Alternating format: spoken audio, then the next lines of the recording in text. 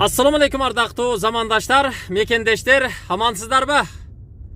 Biz bugün sizlerge Tez Kabar kanalının ушул çıkarılışında Оштогу Грен заводтон сатыла турган дагы бир үйдү көрсөтөбүз. Азыр Фрунзенский площадь тараптан Грен завод Юго-Восток тарапка Акбура дарыясынан өтүп баратабыз. Те маңдайда көрүп турасыздар Грен заводтогу айлампа. Ага жетпей жолдун оң жагында кафе, чайхана бар. Мына ушул жерден сиздер Абдразаков көчөсүнө буруласыздар. Дарыяны бойлой түз жүрө бересиздер. Тугандар, биз келип калдык. Сатыла турган ушул үйдүн жанында турабыз. Көңүл буруп туруңуздар, ушул үйдүн ээси болуп калышыңыздар толук мүмкүн. Азыркы биз көрсөткөн дарыяны бойлой келген Абдразаков көчөсүнүн эң аягына чейин до конца келе бересиздер. Тетиги жерден аркы бетке өткөн көпүрөдө бар.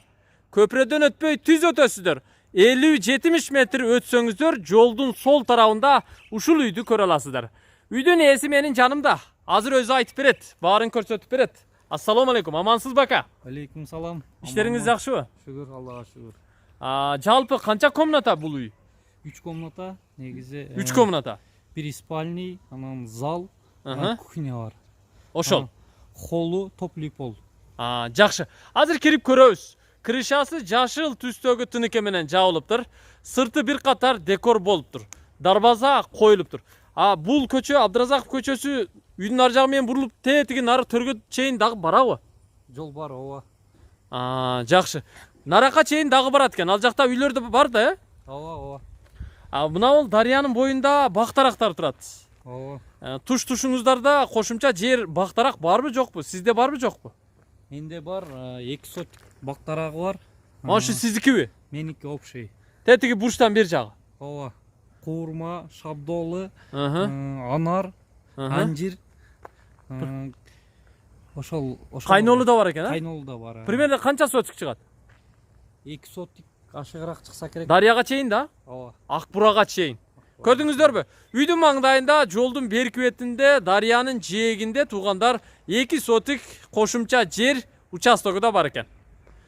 Газдын турбасы өтүптүр, Ооба, үйдө газ бар. Газ бар. Отопление. Газ, отопление бардыгы бар деп атат. Анда үйдү көрсөтөлүчү, кана жүрүңүздөр. Бисмиллахиррахманиррахим. Үйүңүздүн алды бир навес турбайбы, 2 катар унаа кеңирип атат экен. Жер канча сотик?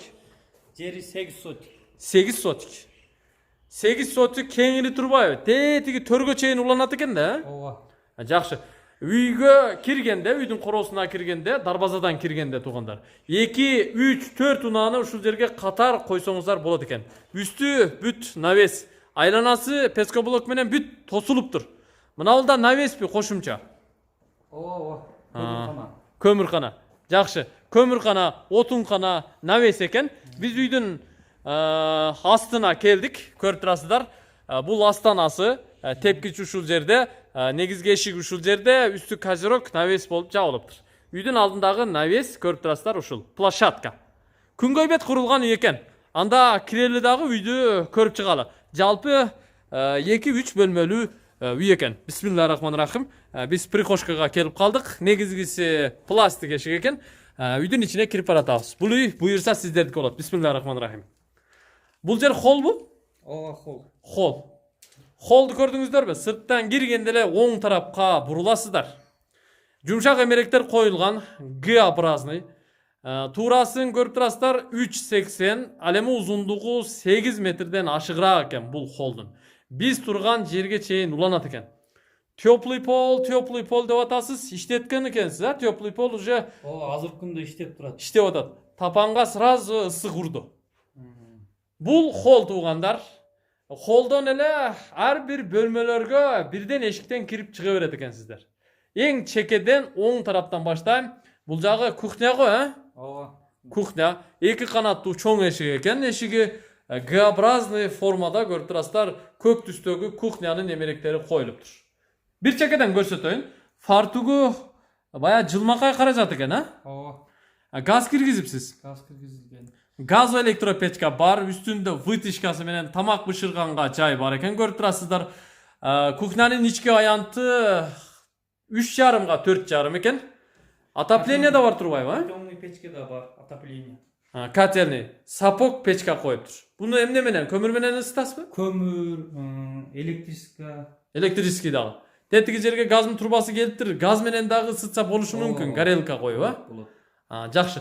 Суу кириптир. Канализация кандай бул жерде? Ысык суу, муздак суу, канализация сонун. Бардыгы. Центральныйбы? Полный центральный. Центральный. Полу ламинат экен. Потолок гипсокартон экен. Ачык түстөгү обойлор менен жасалыптыр. Бир терезеси бар мында. Үйдөн астан тарапта турат.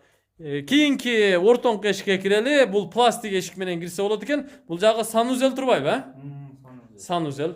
Көрүп турасыздар, ички аянты деле кеңири. Эмнелер бар экен дей турган болсоңуздар, унитаз, кир жуучу машина, отопление, ванна, аристон, форточка, күзгү, раковина, бүт баары бар. Полдон баштап потолокко чейин кафель. Бул жагы санузел. Эми калган эки бөлмөнү көрсөтөлү. Мына бул төрдөгү бөлмөңүз эмне бөлмө? Бул зал. Залбы? Конок бөлмөсү, Конок бөлмөсү. Туурасы 3,5, узундугу 5 метр чыгат экен. 15 метр квадраттан бир аз чоңураак, гүлдүү обойлор менен жасалыптыр. Потолок гипсокартон, люстра коюлган. Көчө тарапта бир терезе бар, сыртында темир решеткасы менен. Отопление бар экен бул бөлмөдө дагы, занавеска илинген, эмеректер коюлган. Полу ламинат экен. Көрдүңүздөрбү? Мына ушул бөлмө. Бул зал, конок бөлмөсү болот. Көрдүңүздөр. Эми кийинки бөлмөгө башпагалы, эң акыркы бөлмө калды. Бул спальня. Бул төрдөгү бөлмө чакан спальняңыздар экен да? Узун туурасы 3,5га 3,5 экен. Көрдүңүздөрбү? Бул дагы гүлдүү обойлор менен жасалыптыр. Люстра коюлуптур, занавеска илиниптир, терезеси бар, отоплениясы бар, полу ламинат. Бөлмөлөрдү бардыгын көрсөтүп чыктык. Эшиктер жыгач эшиктер. Бардык бөлмөлөрдүн эшиктери окшош эшиктер экен. Биз эми сыртка чыгалы, жер аянтынын калган бөлүгүн көрсөтөлү. Бул жагы кеңири турбайбы? Чоң. Бактарактар да бар экен. Мындай кара жыгач, зараң, ушундай дарактар бар экен. Тыт да бар экен. Асфальт турбайбы бул жер, Асфальт. Бул жагы да тосулган. Тетиги жагы ол жагы бир здание экен, Ошонун бер жагы полностью сиздердики болуп калат да ошондо. Канализация центральный, газ бар, суу центральный, свет бар. Жашаганга бүт шарт бар турбайбы? Полный шарт бар. Эгерде инфраструктурасына кызыга турган болсоңуздар, урматтуу мекендештер, бул үй Карл Маркстагы, же Грензаводтогу, же Фрунзенскийдеги мектептерге, бала бакчаларга, же Юго-Востоктогу окуу жайларга жакын экендигин эске салам. Динамо спорт клубу бар. Динамо спорт клубу жакын. Мына ушул зданиянын ар жагы эле Динамо болуп калат өзү, Жакшы. Өтө сонун. Үйдүн баасын айтыңчы ака. Жайгашкан жери жакшы экен. Пулу канча мунун? Боло турган жери $60,000 деп койдук. Боло турган жери $60,000. Кичине экени бар, түшүп беребиз. Кичине түшүп бересиздер, Мусулманчылыкта. Сүннөт жок кылып түшүп бересиз. Зор экен да. $60,000 дейт туугандар. Негизгиси жер. Жердин кеңдигин караңыздар, жайгашкан жерин айтпаса дагы түшүнүктүү болду. Документтери кандай? Кызыл китеп. Кызыл китеп. Бар, Вариант болобу? Машинага, квартираларга, сүйлөшүү жолдору менен болот. Сүйлөшүү жолдору менен болот. Зор экен. Варианты да бар экен туугандар. Ал жагын дагы билип коюңуздар.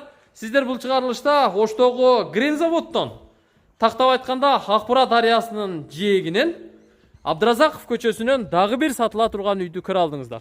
Негизгиси, баса белгилеп айтам, тынч көчө. Наркы батыш тараптагы наркы беттеги домдор, Фрунзенский кичи районундагы домдор. Мына ол болсо, мына ол чоң зданиянын астында Фрунзенскийдеги Фрунзе гипермаркетинин жайгашкан жери. Ошол жерде. Ошол туш болуп калат. Көрүшкөнчө аман туруңуздар. Экрандагы телефон номерлорго чалыңыздар. Кечигип калбаңыздар.